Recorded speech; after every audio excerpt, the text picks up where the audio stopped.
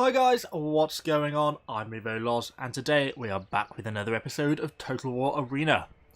So, we are on to the Tier 8 Barbarian Cavalry, the Niflheim Riders. So, as I'm sure you're aware of my other videos, I have slowly been working my way up the Barbarian tech tree, and we're now up to Tier 8. So, I've had these not all that long, probably about 6 or 7 games now, but I thought I'd do a video sort of giving some initial impressions, what I think about them. And then I'll probably do another video at the end once I've been playing them for a couple of hundred games to see how I get on with them. So largely they are very similar to the Blood Riders at Tier 7. They got quite a few improvements basically in terms of statistics, but in terms of playstyle they play very similar. They're basically a minor increase in attack, defense, survivability. All those stats increase slightly. And base mobility 8.1 is exactly the same as the Tier 7, the Blood Riders. But on top of that, they do get some improvements. First off, the most significant improvement is now we're at Tier 8, we get access to 2 consumables, when you only got 1 at Tier 7. So I again went with the Swear Oath, because that gives you the movement speed increase, and it also gives you impact damage and melee attack, both useful abilities. And then I also went for the Tribute to Epona, which gives you more movement speed, acceleration, which isn't particularly useful, but I guess when you're turning around it allows you to quickly build up speed again, but most importantly the impact damage, so it gives an increased charge. They're the 2 I feel that are the best. Obviously that means it's now about 3,000 per unit per game, so for the 3 units that cost me about 9,000 silver in consumables, but with the way the economy is set up at the moment, I'm still about breaking even or making a slight profit, and I've still got 1.8 million silver, so I've got such an excess of silver, it's not really a problem. And then that means my ability is now 9.9 base movement speed. And that's not even yet fully upgraded. Once I get the Chosen Trousers, that gives me another plus 7% movement speed. So these guys are going to end up being seriously fast by the end of this.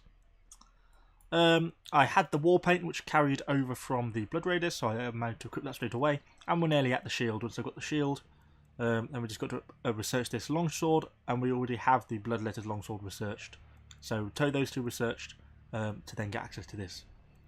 You can have shaved versus Dark Knight Warrior Hood, but the loss in body armor doesn't really seem to be gained by that positive ground effect modifier.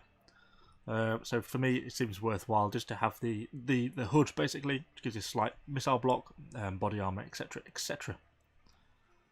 And that's basically all there is to say about them. They're obviously a sword unit, so they fight fairly well once in hand-to-hand combat. They don't have an amazing charge, but it's not terrible. And I have been quite enjoying them all in all. So I think first thing to do is just hop straight into a battle and see how we get on. So we are loading into the Battle of Salerno. Again, we're sort of in high tier matchmaking. Now at tier 8 you basically never get top tier matchmaking, or I've not yet had a single game in top tier matchmaking. It's almost always tier 9s, and there's also that risk that there might be some tier 10s on the other team. The matchmaker seems to be sort of a little bit struggling at the moment with the fewer player numbers. So it's often kind of quite mismatched. You can have almost no tier 10s on your team, but then 3 or 4 tier 10s on the enemy team. But we'll see how we get on. We can only do our best. We'll get rolling immediately, get momentum activated to get our speed up. Let's go and have a little bit of a look around the centre. It doesn't look like anyone is charging the flag, but I'm not really keen to go for it straight away either. I could have perhaps sent 1 unit charging forwards to have a look, but it doesn't look like the enemy has done either, since it's not been captured by the enemy yet. So maybe we should go and have a look. There's always the risk of just running straight into an enemy unit though. Okay, so what have we got? Some Blood Raiders, some Praetorian Cavalry down here, which are coming for the cap flag. Obviously we do not want to hang around and face some tier 9 Roman Cavalry. Now there's absolutely slaughterers. So let's get out of here and pull back around and see what else we can do. Some tier 7 Romans, 2 infantry and a javelins by the looks of it. I'm under attack apparently. Oh, archers. Come on guys, get the hell out of there. We'll use cavalry dash. Wow, that's effective. I'm not sure if these guys are on their own. I'm certainly going to go and have a look. Wow, then the Praetorians are turning up. It's this thing very hard with the Praetorian Cavalry there to guard them.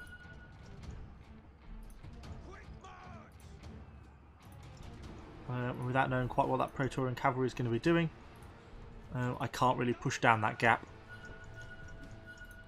because I'll just be very exposed. Okay, I think we'll just leave those archers for now. Obviously the barrage ability is so powerful now at this tier. They can wipe out other units of archers and cavalry sort of within seconds if you get caught in the full sort of barrage. So let's try and get round, see if we can at the very least kill these javelins a little bit. Try and get a bit of damage in on them. These Romans here, oh, we're getting a little bit of damage into the back of the veteran legionaries. Obviously not a particularly good start to the game. Let's just rout these people. There we go, we'll get a little bit of damage in as they rout, hopefully. And then we'll go and deal with these veteran legionaries here, although I think they're probably taking a fair amount of arrow fire.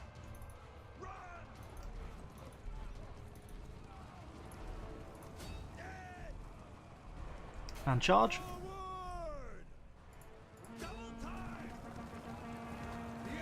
And that's right flank them, they should just rout now.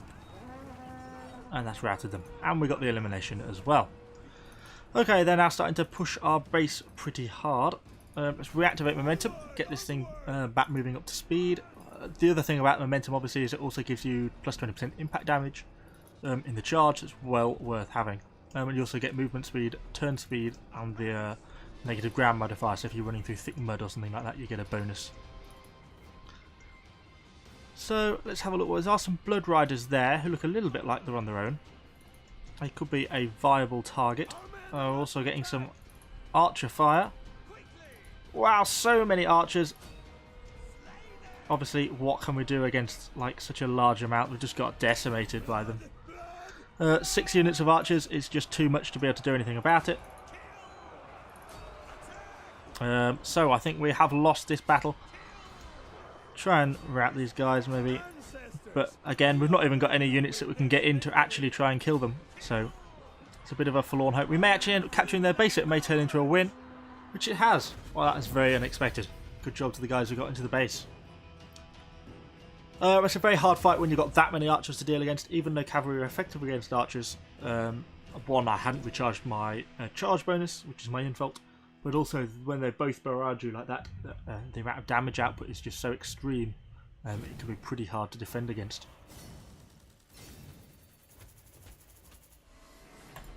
So I hope that gives you sort of a very brief introduction to the Niflheim Riders. You notice even with that victory, I actually made a silver loss of 2,000. That's largely because of the 9,500 consumable cost. I mean, that's the downside to running 2 consumables. They are a good unit. That perhaps didn't portray them in the best possible light. But once I've got these guys sort of properly upgraded, they've got the increased shield, they get a bit more missile block chance maybe, and the hood will give them a bit more. So hopefully they'll hold up a little bit better in a fight. So thanks for watching, guys. I have started doing a lot more Total War Arena streaming, so subscribe to me on the Twitch. I'll put a link to my Twitch channel in the video description. And thanks, guys, and I shall see you on the next video.